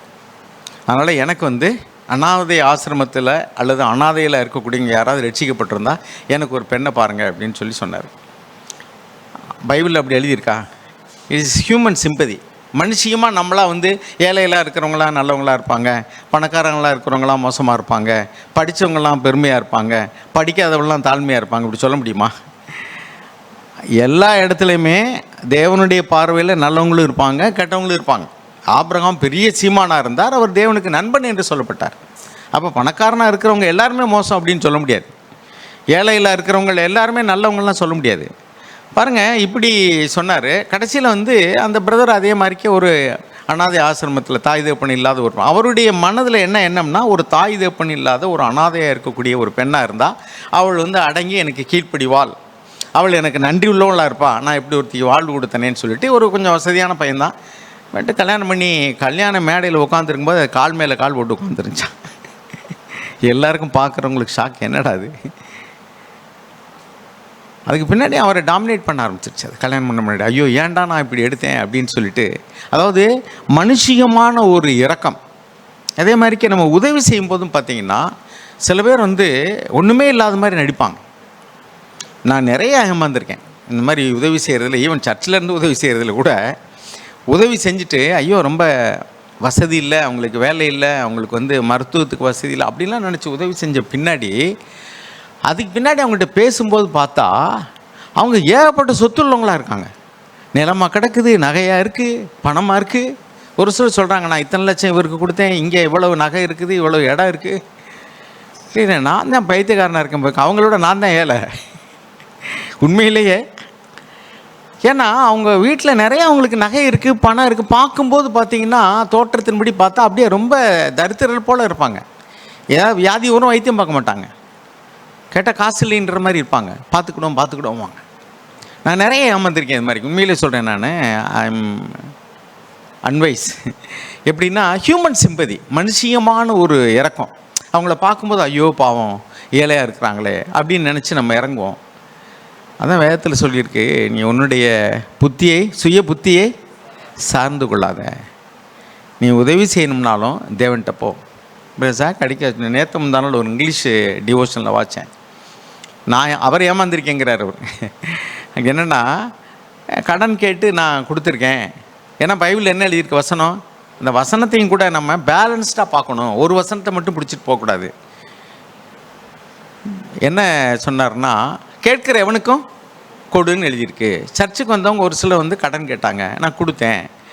அவன் மறுபடியும் வந்து கேட்டாங்க, அவன் குடிக்கிறதுக்கு காசு வாங்கியிருக்கான், அவன் திருப்பி கொடுக்கணுங்கிற எண்ணமே கிடையாது. நான் போய் ஆண்டவரே என்ன உங்கள் வார்த்தை இப்படி சொல்லுதே, கேட்குற எவனுக்கும் கொடுன்னு எழுதியிருக்கு, நான் கொடுத்தேன்.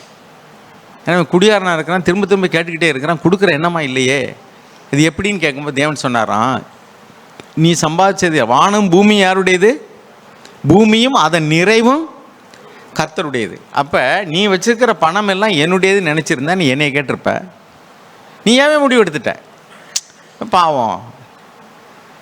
அதனால தான் உன்னை ஏமாற்றிட்டான். ஆனால் ஆண்டவர் இயேசு எப்படி வாழ்ந்தார் தெரியுமா? யோவான் 17 வாசிக்கிறோம், என்னுடையவைகள் யாவும் உம்முடையவைகள், தேர்ஃபோர் உம்முடையவைகள் யாவும் என்னுடையவைகள். அப்போ நமக்குள்ளே இருக்கக்கூடிய பணம் வசதி எல்லாமே தேவனே நீங்கள் கொடுத்தது, உங்களுடையது. I M A caretaker. என்னை அதுக்கு அனுபவிக்கும்படி நீங்கள் கொடுத்து வச்சுருக்கேன். இந்த பூமி அப்படி தான், மனுஷன்லாம் என்னுடையதுன்னு நினைக்கிறான், இது ஏன் விட்டுன்னு. தேவன் என்ன சொல்கிறார்? தேவனுக்கு சொந்தமானது, யாரும் இங்கே நிலையாக வச்சுக்க முடியாது, கொஞ்ச காலம் நீ அனுபவிக்கும்படிக்கு. அதுதான் பவுல் பேதுரு சொல்வார், இங்கே வீடென்று நாடென்று நம்ம சொல்லக்கூடாது, பரதேசியெல்லாம் தங்கியிருக்கிறோம். இந்த பூமியில் உள்ள நிலத்துக்கெல்லாம் யார் தான் ஒரிஜினல் ஓனரு தெரியாதா? யார்? தேவன். அப்போ நம்ம வாடகை வீட்டில் ஒத்திக்கு வாடகைக்கு இருக்கிற மாதிரி இருக்கிறோம் இந்த பூமியில். நம்ம பீரியடு முடிஞ்ச உடனே நம்ம அது இருக்கும் அடுத்து இன்னும் எத்தனையோ தலைமுறைக்கு இருக்கும், நம்ம மாறிடும், ஓனர்ஷிப் ஆட்டோமேட்டிக்காக மாறிடும். என்னுடையதுன்னு சொல்கிறவன்லாம் வீடு காடு வயல் விவசாயம் எல்லாத்தையும் விட்டுட்டு போயிடுவான். என்னுடையதுனாக்கா அவர் இறந்த உடனே அவருடையன்னு சொல்லுவாங்களா? அவர் அவ்வளோதான், அவருடைய ஓனர்ஷிப் முடிஞ்சு வச்சு. ஏப்பா பீரியடு முடிஞ்சு வச்சு 3 வருஷம் காலி பண்ணி வீட்டைன்னு சொல்லி ஓனர் நிற்கிறது மாதிரிக்க என்ன இப்படி தான். ஆனால் நம்ம என்ன நினைக்கிறோம்னாக்கும், நம்ம தான் ஆண்டு எல்லாத்தையும் அனுபவிக்கிற போல் நினைக்கிறோம். சரி, இப்போ என்ன சொல்கிறோன்னா, நம்ம எடுக்கக்கூடிய தீர்மானங்கள் பயத்தின் அடிப்படையிலையோ, பொருளாசையின் அடிப்படையிலையோ, கவர்ச்சி மாய தோற்றத்தின் அடிப்படையிலோ, ஈவன் ஏழை எளியவங்களுக்கு உதவி செய்யும்போது கூட நம்ம தோற்றத்தின்படி நம்ம நிறைய நேரத்தில் தீர்ப்பு செஞ்சு ஏமாந்துடும். இப்போ வர்றாங்க யாராவது கேட்குறாங்கன்னா, சும்மா ஒரு ஏதோ 5-10 உங்கள் திராணி கொடுத்துட்டு போகிறீங்கன்னா அது வேறு, அது ஒரு பெரிய ஏமாற்றத்துக்குள்ளேயோ அல்லது பிரச்சனைக்குள்ளே கொண்டு வராது. ஆனால் நாம் அதை நம்ம பணத்தை நம்ம ரொம்ப தயாளமாக கொடுக்கறது போல், நம்ம தயாளமாக எப்போ கொடுக்கணும் அப்படின்னா, நல்லா அவங்க தெரிஞ்சு அவங்க ஸ்பிரிச்சுவலாகவும் அவங்க உண்மையான தேவையில் இருக்கிறாங்க அல்லது கஷ்டப்படுறாங்க, அப்போ நம்ம ஒருத்து தான் அப்படின்னா இது நம்ம விசாரிக்கிறது இல்லை, கேட்குறதில்ல, தோற்றத்தின்படி தீர்ப்பு செஞ்சோம்னு சொன்னால் கண்டிப்பாக இப்படி தான் நடக்கும். நிறைய மெட்ரிமோனியல் வெப்சைட்டில் பார்த்து நிறைய திருமணம் பண்ணுறாங்க, கடைசியில் ஃபெயிலியர் ஆகுது. சில பேர் சோசியக்காரன்ட்ட போய் பொருத்தம் பார்க்குறாங்க. சோசியக்காரன்ட்ட கூட கொஞ்சம் காசு கொடுத்தா பொருத்தம் இல்லாதெல்லாம் பொருத்தம் ஆக்கிடுவான். இதுக்கு 2 கூவாத சேவலையும் காசையும் கொண்டுட்டு வா, நான் சரி பண்ணிடுறேன்ப்பா. அப்படி தான் நிறைய பேர் செய்கிறாங்க. காசு கப்பி கொடுத்தா அவங்க, அது உண்மையே போய் நமக்கு தெரியாது. நான் என்ன சொல்ல வரேன்னா, இப்படி தான் நிறைய பேர் ஏமாறுறாங்க. சரி, அது மாதிரி பயத்தின் அடிப்படையிலையோ, அப்புறம் கோபத்தின் அடிப்படையில் நம்ம இவரை பார்த்தோம். யோனா தீர்க்கதரிசி எந்த அடிப்படையில் தீர்மானம் எடுத்தார்? கோணம், அவருக்குள்ளே இருக்கக்கூடிய பகை உணர்வு. இவங்களுக்கு என்னமோ மனம் திரும்பினா ரட்சிக்க போகிறாரு இவர், இவங்க மனம் திரும்பவும் கூடாது, இவங்களுக்கு ரட்சிப்பும் கூடாது, இவங்கெல்லாம் அழியணும். பழி வாங்கக்கூடியதான கோப உணர்வு. எப்படி புயல் அடிக்கும்போது காற்றடிக்கும்போது விதைச்சோம்னா அது போய் குறிப்பிட்ட இடத்துல சேராதோ, அதே மாதிரிக்க நம்ம கோபமாக இருக்கிற சூழ்நிலையில் எடுக்கக்கூடிய டெசிஷன் தேவனுடைய வழியில் சரியான தீர்மானம் நம்ம எடுக்க முடியாது. அதனால் உணர்ச்சி வசப்படுறதும் சரி, கோவப்படுறதும் சரி, உணர்ச்சியின் அடிப்படையில் தீர்மானம் எடுக்கிறதும் சரி, தவறாக தான் முடியும்.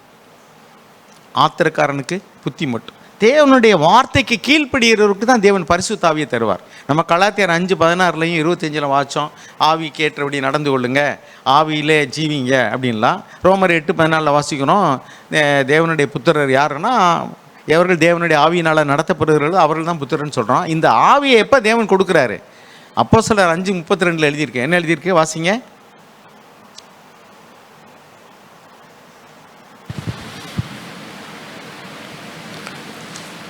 தேவன் தமக்கு கீழ்ப்படுகிறவர்களுக்கு தந்தருளின பரிசுத்த ஆவியும் சாட்சி என்றார். தேவனுடைய தெரிந்த வார்த்தைக்கே கீழ்ப்படியாதவர்களுக்கு பரிசுத்த ஆவியை தேவன் எப்படி தருவார்? அப்புறம் ஆவியை எப்படி நடத்துவார்? ஆவியானவர் நம்மளை தெரிஞ்ச வார்த்தைகள், நமக்கு கீழ்ப்படிய முடிந்த வார்த்தைகள், அதுக்கு நம்ம கீழ்ப்படிக்கு ரெடியாக கிடையாது. பாருங்கள், நான் முதல்ல சொன்னேன், வார்த்தையில் கேட்கிறவனுக்கும் கொடுன்னு அப்படியே போகக்கூடாது, பேலன்ஸ்டாக போகணும். அப்புறம் ஜாக் சொன்னதை நான் கேட்டேன். பேலன்ஸ்னு என்ன அர்த்தம்? ஒரு வசனத்தை மட்டும் பார்க்காத இன்னொன்னையும் பார். பைபிள் எழுதியிருக்கு, உன் தகப்பனையும் தாயையும் கனம் பண்ணுவா. இது தேவனுடைய வார்த்தையா இல்லையா? வார்த்தை. உன் வாழ்நாள் நீடித்திருப்பதற்கும் உனக்கு நன்மை உண்டாயிருப்பதற்கும் உன் தகப்பனையும் தாயையும் கனம் பண்ணுவாங்க. இன்னொரு வார்த்தையும் இருக்குது, அது என்னது? என்னை காட்டிலும் உன் தாயோ தகப்பனையோ கனம் பண்ணலாம், நீ எனக்கு பாத்திரன் அல்ல. அதுவும் தேவனுடைய வார்த்தை தான். இப்போ 2 வார்த்தையும் சமநிலையில் எடுத்தால் 2 ரெக்கையும் அடித்தா தான் சமம் பறக்க முடியும். ஒத்த ரெக்கையை மட்டும் அடித்து பறந்தா சுற்றி சுற்றி தான் வரணும். இப்போ நம்ம ஒரு பகுதியை மட்டும் பார்க்குறோம், தாயும் தகப்பனையும் கனம் பண்ணணும். ஒரு சகோதரன் சொன்னாராம் தன்னுடைய மகன்கிட்ட, அவர் நகையெல்லாம் பேசி கல்யாணத்தை நிச்சயம் பண்ணிட்டார் மகனுக்கு. மகன்கிட்ட சொல்லியிருக்கிறாரு, இதையெல்லாம் போய் மூப்பர்கிட்ட சொன்னேன் பார்த்துக்க, தாயும் தகப்பனையும் கணம் பண்ணுவேன் போட்டுருக்கு, நான் சொல்கிறதுக்கு நீ கீழ்ப்படியணும் அப்படின்னு சொல்லிட்டாரு. கடைசியில் ஒரு குறிப்பிட்ட அளவு நகை போட்டு 30 பவுன் நம்ம நகை போட்டாங்க, போட்டு அந்த கல்யாணத்தில் முடிச்சிட்டாங்க.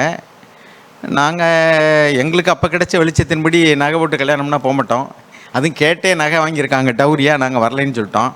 கொஞ்ச நாள் கழித்து கல்யாணம் பண்ணி நல்லா தான் இருந்தாங்க. திடீர்னு ஒரு நாள் பெட்டுக்கு அடியில் அந்த 30 பவுனையும் வச்சுட்டு அவங்க சர்ச்சுக்கு போயிருக்காங்க. போயிட்டு திரும்பி வந்து பார்க்குறாங்க, நகையை காணோம். 30 பவுன் க்ளோஸ். மனிதனுக்கு நலமாய் தோன்றுகிற வழியில் உன்னத நகை வந்து கேட்காம போட்டிருந்தா பிரச்சனை இல்லை. கேட்டு வாங்கினது எங்கே போய் கேட்டு வாங்குறது? போலீஸில் கம்ப்ளைண்ட் பண்ணாலும் வரல, அவ்வளோதான் போச்சு அது. ஆனால் அவங்க நிம்மதியாக தான் இருந்தாங்க. கேட்டு வாங்கினவர் தான் வருத்தப்பட்டிருப்பார் ஒழிய, அந்த மகனும் மருமகளும் அவங்க சரி, ஆண்டவர் கர்த்தர் கொடுத்தார், கர்த்தர் எடுத்துக்கொண்டார், கர்த்தருடைய நாமத்துக்கு ஸ்தோத்திரம். அப்போ நம்முடைய இருதயத்தை அதன் மேலே வைக்காமல் இருந்தோம்னா தான் நம்ம விடுதலையாக இருக்க முடியும். அருமையானவர்களே, நிறைய காரியங்களில் நாம் தீர்மானங்கள் எடுக்கும்போது தேவனுடைய எழுதப்பட்ட வார்த்தையை முதல்ல கனம் பண்ணால் நமக்கு பரிசுத்த ஆவியை தேவன் தருவார். அந்த பரிசுத்த ஆவியானவரால் வழி நடத்தப்படும் போது நம்முடைய பார்வைக்கு இன்றைக்கி நல்லதாக தெரியும். பாருங்கள், யோவான் எழுதின சுவிசேஷம் 13வது அதிகாரம் 7வது வசனம் வாசிங்க. யோவான் 13:7. இயேசு அவனுக்கு பிரதியுத்தரமாக, நான் செய்கிறது இன்னதென்று இப்பொழுது நீ அறியாய், இனிமேல் அறிவாய் என்றார். பாருங்க, தேவன் என்ன சொல்கிறாரு? இப்படி செய்யக்கூடாது. பேதுரு சொல்கிறாரு, அதுக்கு முன்னாடி நான் காலை கழுவணும். ஆண்டவர் சொல்கிறாரு, நீங்கள் வந்து என் காலை கழுவுறதா கூடாதுங்கிறார். சொல்கிறாரு, நான் இப்போ ஏன் இதை செய்யணும்னு உனக்கு தெரியாதுப்பா, பின்னாடி தெரியும் அப்படின்னு சொல்கிறாரு. பாருங்கள், அதே மாதிரி தான் யோவான் சாணகிட்ட போய் ஞானசாடுக்கு போகும்போது வந்து, நான் உம்மிடத்தில் வர வேண்டியிருக்க, நீர் என்னிடத்தில் வர வேண்டியிருக்க சொல்கிறாரு. இப்பொழுது எனக்கு இடம் கொடு, ஏன்னா உனக்கு தெரியாது, இப்போ நான் ஏன் இதை இப்படி செய்கிறேன்னு உனக்கு தெரியாது. அவங்களாம் கீழ்ப்படிஞ்சிட்டாங்க. அப்படியா, சரி. பேதுரு கீழ்ப்படிஞ்சார், சரி என் காலை கழுவுங்க.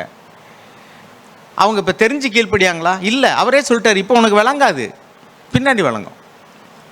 நான் ஏன் சொல்கிறேன் இப்படி, தகப்பனின் தாயும் என்னை காட்டில் அதிகமாக நேசிக்கக்கூடாது எதுக்கு சொல்கிறாரு? தாய் தகப்பனை வெறுத்து அவங்களெல்லாம் அநீதி பண்ண, உன்னை பெற்று அவங்களெல்லாம் குப்பையில் தூக்கி போட்டு போ அப்படின்னு நான் சொன்னார். இல்லையே, 2 வார்த்தை இருக்குது. ஒன்று தாயின் தகப்பனை கணம் பண்ண வழி இடத்துல கணம் பண்ணு, தேவனுடைய வார்த்தையை ஒன்று சொன்னால் அதை முதல்ல கணம் பண்ணு. ஃபஸ்ட்டு தேவனுடைய வார்த்தை, 2வது அது ஏன்னு உனக்கு இப்போ புரியாது, பின்னாடி புரியும். நான் பார்த்துருக்கிறேன் அநேக வார்த்தைகள் வந்து இப்போ என்னுடைய வயதுக்கு தக்கன நான் அனுபவத்துக்குள்ளே கடந்து வரும்போது எவ்வளவு தத்ரூபமாக இருக்குது தேவனுடைய வார்த்தைகள். முதலாவது தேவனுடைய ராஜ்யத்தையும் நீதியும் தேடு, மற்றதெல்லாம் உனக்கு கூட கொடுக்கப்படும். எத்தனையோ காரியங்களில் நான் இப்போ அனுபவபூர்வமாக நான் அனுப்பிக்கிறேன். என்ஜாய் தான். ஆண்டவரே, நம்முடைய வார்த்தைகள் எவ்வளவு உயிருள்ளதாக இருக்குது, எவ்வளோ உண்மையுள்ளதாக இருக்குது. அது வந்து அந்த வார்த்தைக்கு கீழ்ப்படிய நமக்குள்ள ஒரு சமாதானம், ஒரு சந்தோஷம், ஒரு இளைப்பாறுதலான ஒரு வாழ்க்கை. அந்த வார்த்தையினுடைய மேன்மை நமக்கு புரியலை. நமக்கு அந்த வார்த்தையெல்லாம் சிலுவையை போல இருக்குது. கிறிஸ்துக்குரியவர்கள் மாம்சத்தையும் அதன் ஆசை இச்சைகளையும் சிலுவையில் அறைந்திருக்கிறாருன்னு கலாத்தியர் 5:24 எழுதிட்டு தான் அடுத்து வந்து என்ன எழுதியிருக்கு? ஆவிக்கு ஏற்றபடி நடந்து கொள்ளுங்கள் எழுதியிருக்கு 25வது வசனத்தில். அப்போ 24 கலாத்தியர் 5:24 பாருங்கள், ஆவியினாலே பிழைத்திருந்தால் ஆவிக்கேற்றபடி நடத்திருங்க கூடம்னு எழுதியிருக்கேன் 25. அதுக்கு முன்னாடி வசனம் எப்படி இருக்குது? கிறிஸ்துவுக்குரியவர்கள் தங்கள் மாம்சத்தையும், அப்படின்னா யுவர் செல்ஃபில், அதன் ஆசை இச்சைகளையும் சிலுவையில் அறைந்திருக்கிறார். அப்போ தான் அடுத்து 25வது வசனம் உண்மையாகும். அது என்னது? நம்ம ஆவியினாலே பிழைத்திருந்தால் ஆவிக்கேற்றபடி நடக்கவும் கடவும். நீ சிலுவையில் அறையலைன்னா ஆவிக்கேற்றபடி நடக்க முடியாது. மாம்சம் ஆவிக்கு விரோதமாகவும் ஆவி மாம்சத்துக்கு விரோதமாகவும் போராடுகிறது. நாம் செய்ய வேண்டியவர்களை செய்ய விடாதபடிக்கு ஒன்றுக்கன்றது விரோதமாக இருக்குது. மனுஷியமான அன்பு, பண ஆசை, உலக ஆசை, கவர்ச்சி, இதெல்லாம் தேவனுடைய வார்த்தைக்கு கீழ்ப்படிய வேண்டிய சீரியஸ்னஸ்ஸு நமக்கு இல்லாமல் போயிடுது. அதை வந்து மழுங்கடிச்சிருது. ஆனால் நான் தேவனுடைய வார்த்தையை தான் எனக்கு முக்கியம், அது என்ன விளக்கரை செலுத்தினாலும் சரி, தேவன் சொல்லியாச்சுன்னா அதுதான். தேவனுடைய வார்த்தைக்கு பயந்து நடுங்கிறவர்களே நான் கணம் பண்ணுவேங்கிறாரு. அப்போ தேவனுடைய வார்த்தை தான் எனக்கு பிரதானம். அது சொல்லிருச்சுன்னா, தேவனுடைய வார்த்தையில் ஒன்று இருக்குன்னா, அது என் தாய் சொன்னாலும் சரி, தகப்பன் சொன்னாலும் சரி, என் ஜீவனே போனாலும் சரி, எனக்கு உண்டான எல்லாவற்றையும் இழக்க வேண்டிய நஷ்டத்துக்கு நான் ஆளானாலும் சரி, நான் தேவனுக்கு அதுதான் செய்வேன் அப்படின்னு நம்ம தீர்மானம் எடுத்துட்டோம்னா, அப்போ அதனுடைய ரிசல்ட் என்னென்னா ஜீவனுக்குள்ளே பிரவேசிப்போம். இயேசு கிறிஸ்து வாழ்ந்த ஒரு வாழ்க்கை. அவர் இந்த பூமியில் வாழும் பொழுது பாருங்கள், அவர் ஜீவனே போனாலும் தேவனுக்கு ஏன் கீழ்ப்படிந்தார்னா, அவர் அந்த பாடுகளுக்குள்ளே கடந்து போகும்போதும் கூட தேவனை விட்டு விலகாத காரணம் என்னென்னா, அவர் தன்னுடைய மாம்ச இச்சையை சிலுவையில் அறைந்திருந்தார். அந்த சரீரப்பிரகாரமான ஃபிசிக்கல் கிராஸ் தான் நமக்கு தெரியுது. இயேசு அப்படின்னா அந்த சிலுவை, மரச்சிலுவை, அவர் சிலுவையில் அறையப்பட்டது. ஆனால் அவர் பூமியில் வாழும் பொழுது உயிரோடு இருக்கும்போதே சொன்னார், எவ்வளோ எனக்கு பின்னே வர விரும்பினா தன் சிலுவையை எடுத்துக்கொண்டு என்னை பின் செல்ல கடவுன்னார். ஏன்னா அவர் அப்போவே சிலுவை எடுத்துட்டார். அப்போவே என் சித்தம் அல்ல உம் சித்தம் நாதான்னு சொல்ல ஆரம்பிச்சிட்டார். அதனால தான் நீ என்னை பின்பற்றி வரணும்னா அதை செய்யின்னு சொன்னார். சரி, கடைசியாக ஒரு வார்த்தையை சொல்லி நான் முடிக்கிறேன். அருமையானவர்களே, நாம் இப்படி தேவனுக்கு பிரியமாக வாழணும்னா நான் கலாத்தியர்கள் நிறுவத்தில் 5வது அதிகாரத்தில் ஒரு ஃபுட் நோட்டை வாசிச்சுட்டு நான் உங்களுக்கு முடிக்கிறேன். கலாத்தியர் 5:25 என்னுடைய வேதாகமத்தில் உள்ளதான ஃபுட் நோட்டை வாசிக்கிறேன். God is interested in every part of our lives, not just a spiritual part. நம்ம ஆவிக்குரிய காரியத்துக்கு மாத்திரம் தேவன் அவர் அக்கறை உள்ளவராக இல்லை, நம்ம எல்லா காரியத்திலும் ஆவிக்குரிய பூமிக்குரிய எல்லா காரியத்திலும் அவர் அக்கறை உள்ளவராக தான் இருக்கிறார். As we live by the Holy Spirit's power, we need to submit every aspect of our lives to God. நம்ம பரிசுத்த ஆவியினால் நடத்தப்படுறோம்னு சொன்னால் நம்முடைய வாழ்க்கையின் ஒவ்வொரு பகுதியையும், எல்லா பகுதியும் அவருக்கு ஒப்பு கொடுக்கணும். ஒரு குறிப்பிட்ட பகுதியை மாத்திரம் இல்லை, செலக்டிவ் ஒபீடியன்ஸ் கிடையாது, எல்லா பகுதியையும் முழுமையாக. அதுக்கு என்னென்ன சொல்லியிருக்கு? ஆல் ஆஸ்பெக்ட்னா என்ன அர்த்தம்? Emotional, physical, social, intellectual, occasion. பாருங்கள் என்னென்ன பகுதியெலாம் இருக்குது. உணர்ச்சி, அதுதான் நம்ம ஆத்மான்னு சொல்கிறோம். ஆத்மாவை தான் மைண்ட், வில், எமோஷனுங்கிறோம். அந்த உணர்ச்சி அந்த பகுதி, அதாவது ஃபீலிங்ஸ்னால் வரக்கூடியதான பகுதி. ஃபிசிக்கல் அப்படின்னா சரீர பிரகாரமான காரியம். சோசியல், சமூகம், சோசியல் ரிலேஷன்ஷிப்ஸு, ரிலேட்டிவ்ஸு அந்த மாதிரிக்க. அதுக்கடுத்து இன்டலெக்சுவல், புத்தி. ஒகேஷனல், இப்படி ஒகேஷனலுக்கு என்ன சொல்லுவோம் தமிழில்? சரி, ஒருவேளை தொழிலோடு சம்மந்தப்பட்டதாக இருக்கலாம். ஓகே, என்ன சொல்ல வரேன்னா, இப்படி எல்லா பகுதியும் நீங்கள் ஆண்டவருக்கு சரண்டர் பண்ணணும். அதுதான் கலாத்தியர் 5:24க்குள்ளதான அர்த்தம். அப்படி பண்ணிங்கன்னா நாம் ஒவ்வொரு ஸ்டெப்லையும் தேவன் நம்மளை நடத்துகிறத பார்க்க முடியும். ஒரு டார்ச்சை வச்சு நீங்கள் பல மைல்கள் போகலாம், ஆனால் பல மைல் தூரத்தை இப்போவே காட்டாது டார்ச். Only one step. இப்போ என்னன்னா ஒரு 100 அடி வர 50 அடி வரைக்கும் தெரியும் இப்போ, ஆனால் நீ போனீன்னா அந்த 50 அடி போயிட்டே இருக்கும். அதே மாதிரி தான் தேவனுடைய ஆவியானவர் முதல்ல ஒரு காரியத்தை கீழ்ப்படின்னு சொல்லும்போது அதனுடைய முடிவு என்னன்னு நமக்கு தெரியாது, முடிவு என்னன்னு தெரியாது. ஆனால் நமக்கு சில பகுதி, இந்த வழியில் போனால் காசு கிடைக்கும், இந்த வழியில் போனால் பணம் கிடைக்கும், இதில் ஒரு இன்பம் கிடைக்கும், இதில் ஒரு வசதி கிடைக்கும், இதில் ஒரு பேர் கிடைக்கும், இதில் ஒரு புகழ் கிடைக்கும், அது நமக்கு தெரியுது. இன்னொரு பகுதியை பார்க்குறோம், அது குறுகலாக இருக்குது அல்லது சிலுவை உள்ளதாக கஷ்டமான தெரியுது. என்னங்க கரடு முரடானதாக இருக்குது, கஷ்டமாக இருக்குது, அது நமக்கு இஷ்டமாக இல்லை. ஆனால் தேவன் சொல்கிறாரு, அது தேவனுடைய காட்டக்கூடிய வழியாக இருந்தால் முதல்ல அது உனக்கு கஷ்டமாக தான் தெரியும். சிலுவையை பற்றி உபதேசம் கெட்டு போகிறவர்களுக்கு பைத்தியமாய் தோன்றுகிறது. ஆனால் அதனுடைய முடிவு என்ன? முடிவு நல்லா இருக்கும். முடிவை பற்றி உனக்கு தெரியாதனால இப்போ எது உனக்கு நல்லா தெரியும்னு பார்க்குற. ஆதாம் ஏவாளுடைய முடிவு என்னவாக இருந்தது? ஏதேன் தோட்டத்தை விட்டு துரத்தப்பட்டார்கள். வேலை இல்லாமல் அவங்க தோட்டத்தை பார்த்துக்கிட்டு நல்லா ஜாலியாக விரும்பினதை சாப்பிடலாம், அனுபவிக்கலாம், அப்படி இருந்தாங்க. தேவனோடு கூட உறவாடினாங்க, சந்தோஷமாக இருந்தாங்க. அவர்கள் கண்ணுக்கு எது கவர்ச்சியாக இருந்ததோ அதை புசித்த நாளில் தேவனை விட்டு போய் ஓடி ஒளிந்து கொண்டார்கள். அடுத்த ஃபைனலாக தோட்டத்தை விட்டு துரத்தப்பட்டார்கள். அதுக்கும் ஃபைனலாக என்ன? சரீரப்பிரகாரம் மரித்து போனார். ஒரே மனிதன் மூலமாக இந்த பூமியில் பாவமும் பாவத்தின் மூலமாக மரணமும் வந்தது. முதல்ல வந்தது ஆத்தும மரணம், இருதயத்தில் ஒரு பயம், பயந்து போய் ஓடி தேவனை விட்டு பிரிந்து வாழக்கூடிய ஒரு மறைவான ஒரு வாழ்க்கை, ஓப்பனாக வாழ முடியல. கடைசியில் அப்போ அவங்களுக்குள்ள சந்தோஷம் கிடையாது, சமாதானம் கிடையாது, தோட்டத்தை விட்டே துரத்தப்பட்டார். நம்முடைய வாழ்க்கையில் நாம் ஆவிக்குரியவர்களாக இருந்தோம்னா முதல்ல ஃபஸ்ட்டு ஸ்டெப்பு செல்ஃப் சென்டர்னஸ், சுய மையம் கொண்ட வாழ்க்கையிலிருந்து விடுதலை ஆகணும். நமக்கு புத்திக்கு, அறிவுக்கு, நம்முடைய கண்களுக்கு, பார்வைக்கு, கேட்குறதுக்கு, நம்ம அனுபவத்துக்கு எது நல்லதாக தெரியுதோ அதை விட்டுட்டு ஆண்டவரே உம்முடைய வார்த்தை என்ன சொல்கிறது, அது இப்போ நல்லா தெரியாது, அது நமக்கு பார்க்குறதுக்கு இன்பமாக இருக்காது, கவர்ச்சியாக இருக்காது. அங்கே தான் அந்த லைஃப் ட்ரீ இருந்துச்சுங்க, ஜீவ விருட்சம் ஆதி ஆமத்தில் அங்கே தான் இருந்துச்சு. அது அவர் தெரியவே இல்லையே, அதை பற்றி பேச்சே இல்லையே. அப்புறம் தான் தேவன் சொல்கிறாரு, ஜீவ விருட்சத்தை கனியை புசித்து அவன் என்னென்றைக்கும் உயிரோடு இருக்கக்கூடாதுன்னு சொல்லிட்டு. ஏன்னா அவன் உயிரோடு எவ்வளோ நாள் வாழ்ந்தாலும் அவன் தேவனோடு ஐக்கியப்பட முடியாது. ஏன்னா முதல்ல அந்த மரணத்தின் கனியை புசிச்சுட்டான். இனி போய் ஜீவ விருட்சத்தின் கனியை பூச்சி வாழ்ந்தான்னா என்னென்றைக்கும் அவனுடைய வாழ்க்கை இன்பமாகவே இருக்காது. அதனால் அவன் அந்த இதையும் சாப்பிட்டு ரொம்ப நாள் வாழ வேண்டாம், கொஞ்ச நாள்லேயே அவன் ஆயுள் காலம். அதுக்கடுத்து தேவன் நம்ம 6வது அதிகாரத்தில் பார்க்குறோம், 120 வருஷமாக குறைச்சார். அதுக்கடுத்து பார்த்தோம்னாக்க 80, 70, 80ன்னு கொண்டு வந்துட்டார். ஸோ தேவனுடைய வார்த்தையை முக்கியப்படுத்துவோம், தேவனுடைய ஆவியானவருடைய வழி நடத்தலுக்கு காத்திருப்போம். அதுலேயும் முக்கியமான தீர்மானங்கள் எடுக்கும்போது அவசரப்படக்கூடாது, ஆத்திரப்படக்கூடாது.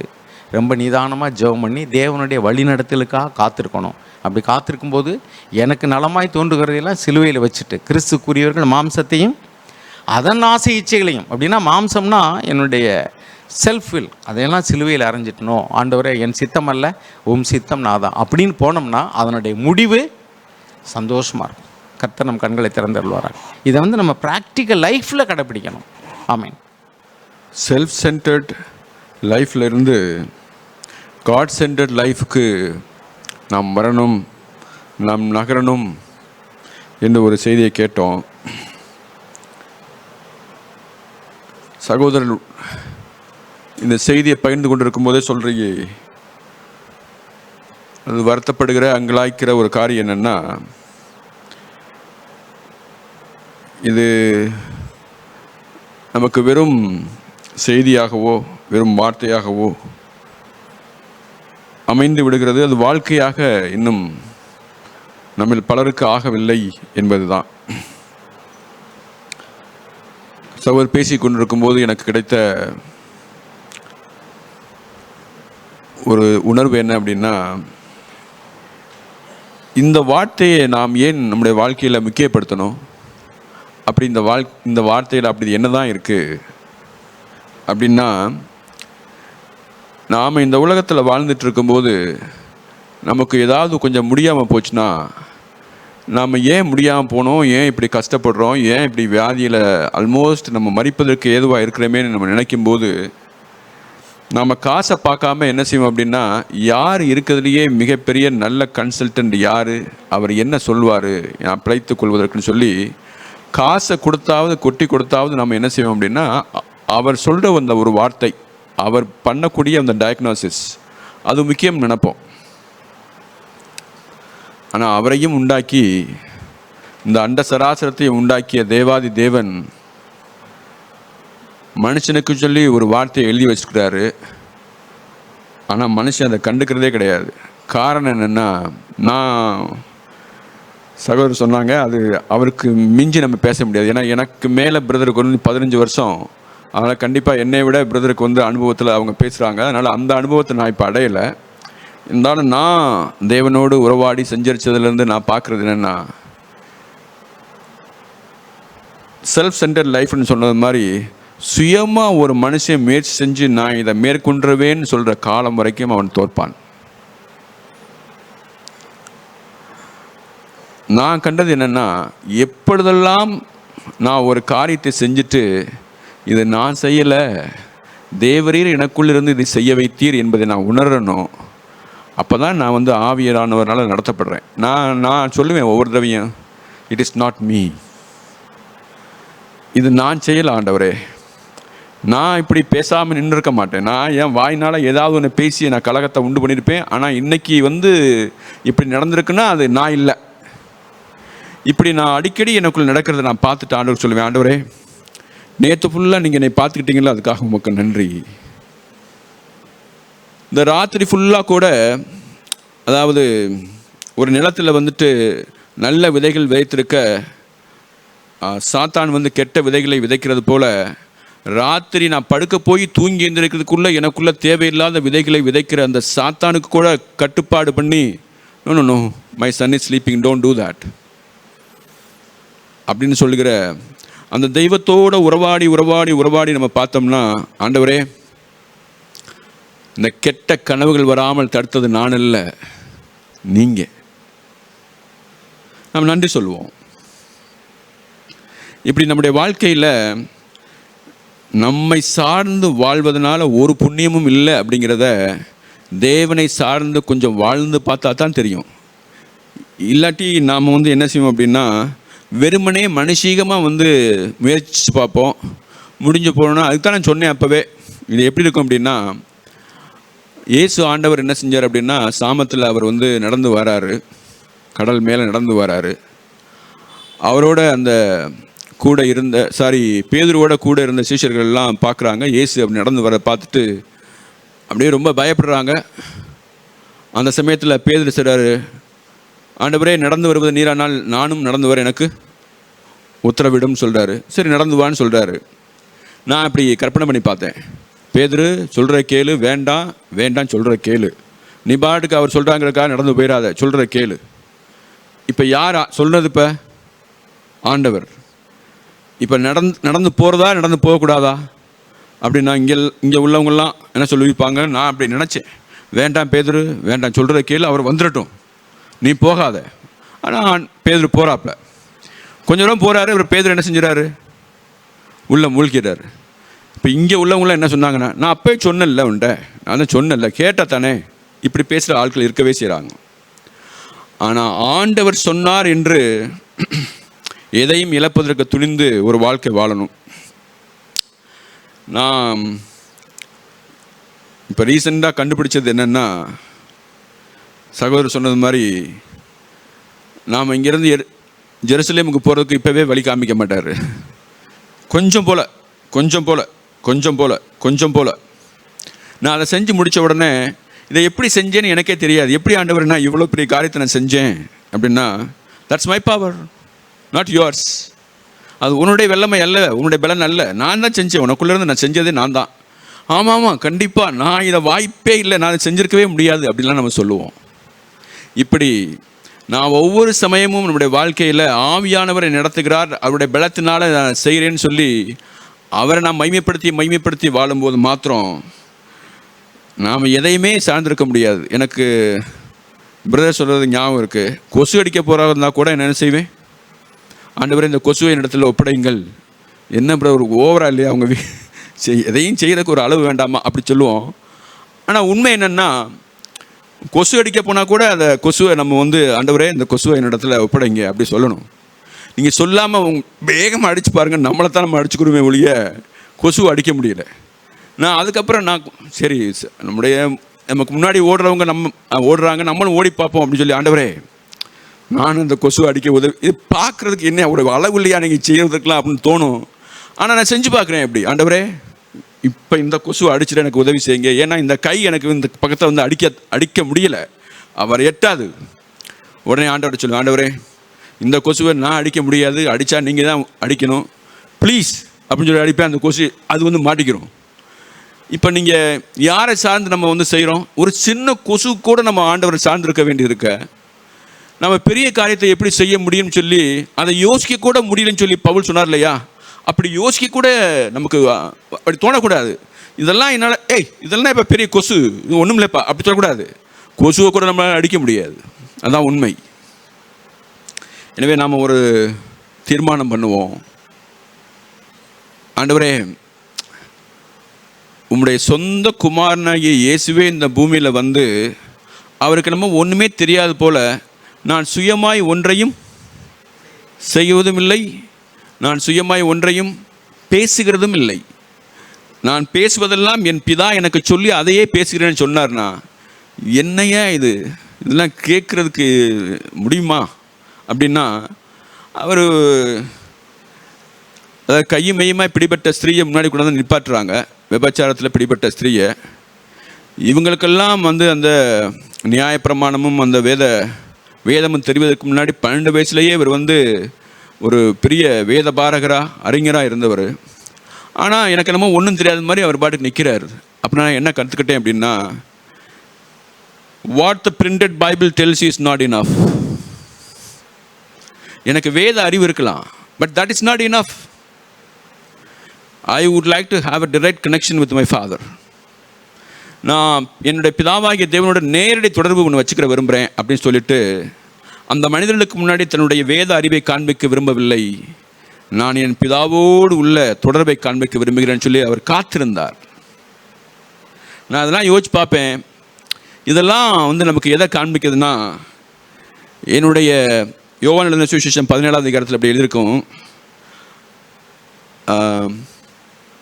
அதாவது அவர்களை முன்னிட்டு நான் என்னை அதிகமாய் பரிசுத்தமாக்கி கொண்டேன் அப்படின்னு சொல்லி எழுதியிருக்கோம்.